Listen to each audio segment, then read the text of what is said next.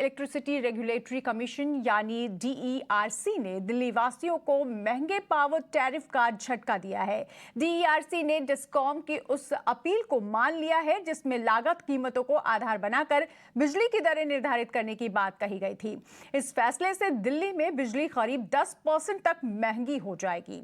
पूरी खबर दे रहे हैं हमारे सहयोगी प्रकाश प्रियदर्शी। प्रकाश, क्या खबर है? अब दिल्ली वालों को फिर से महंगी बिजली मिलने वाली है इस खबर के बाद। देखिए, दिल्ली इलेक्ट्रिसिटी रेगुलेटरी कमीशन ने डिस्कॉम्स के उस प्रस्ताव को मंजूर कर लिया है जिसके हिसाब से डिस्कॉम्स ने ये मांग की थी कि वित्त वर्ष 2023-24 के लिए उन्हें कॉस्ट रिफ्लेक्टिव पावर टैरिफ निर्धारित करने की इजाज़त दी जाए। उनके प्रस्ताव को मानते हुए DERC ने ये इजाज़त दे दी है कि दिल्ली में जो पावर की कीमतें हैं वो 10% तक जो है वो बढ़ सकती हैं। इसका मतलब ये है कि जो मंजूरी मिली है उसके हिसाब से BSES यमुना पावर लिमिटेड के जो कंज्यूमर हैं वहाँ पर जो पावर टैरिफ है वो 9.42% की बढ़ोतरी होगी जो मौजूदा रेट्स है उसके ऊपर। साथ ही साथ BSES राजधानी पावर लिमिटेड के जो कंज्यूमर हैं उनके लिए जो पावर की टैरिफ है उसमें 6.39% की बढ़ोतरी होगी और वैसे कंज्यूमर जो NDMC एरिया में रह रहे हैं उन्हें 2% एक्स्ट्रा पावर टैरिफ जो है वो देना पड़ेगा।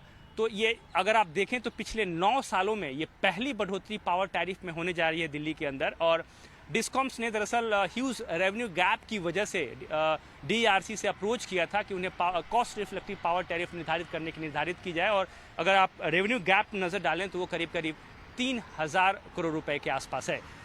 हालांकि इस मसले पर जो पॉलिटिकल ब्लेम गेम है उसकी भी शुरुआत हो गई है। दिल्ली गवर्नमेंट ने स्टेटमेंट जारी किया है और ये कहा है कि हालांकि इस फैसले से ज़्यादातर कंज्यूमर के ऊपर कोई असर नहीं पड़ेगा और ख़ासकर वैसे कंज्यूमर जो 200 फ्री यूनिट का फ़ायदा उठा रहे हैं उन्हें तो कोई भी इसका असर उनके ऊपर नहीं होने जा रहा है, उन्हें कोई भी एक्स्ट्रा कॉस्ट नहीं देना पड़ेगा। लेकिन वैसे कंज्यूमर जो कि दूसरे कंज्यूमर हैं और जिन्हें फ्री बिजली का फ़ायदा नहीं मिल रहा है उन्हें 8% एक्स्ट्रा सरचार्ज जो है वो देना पड़ेगा।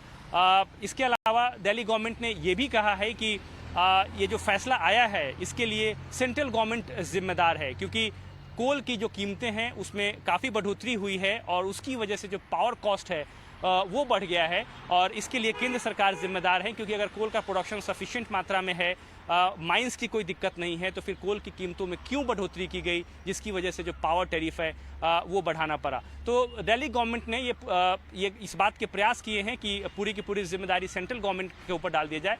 लेकिन बहरहाल फैक्ट ये है कि DERC ने डिस्कॉम्स के प्रस्ताव को मंजूरी दे दी है जिसके हिसाब से दिल्ली में जो पावर टैरिफ है उसमें 10% की बढ़ोतरी हो सकती है। बिल्कुल प्रकाश, तो एक बार फिर से दिल्ली सरकार ने गेंद जो है सेंट्रल गवर्नमेंट के पाले में डाल दी है, यानी बिजली महंगी होने वाली है। लेकिन अब ये कहना है कि ये सेंट्रल गवर्नमेंट की वजह से हो रही है, लेकिन ये सरकार ही आई थी, दिल्ली वालों ने सरकार को ही चुना था क्योंकि वादा किया गया था सस्ती बिजली देने का। लेकिन अगर अब महंगी हो रही है बिजली तो देखना होगा कि आम जनता जो दिल्ली की है वो इस पर कैसे रिएक्ट करती है, किस तरह की प्रतिक्रिया सामने आती है, भले ही सियासत कुछ भी हो। शुक्रिया इस पूरी जानकारी के लिए।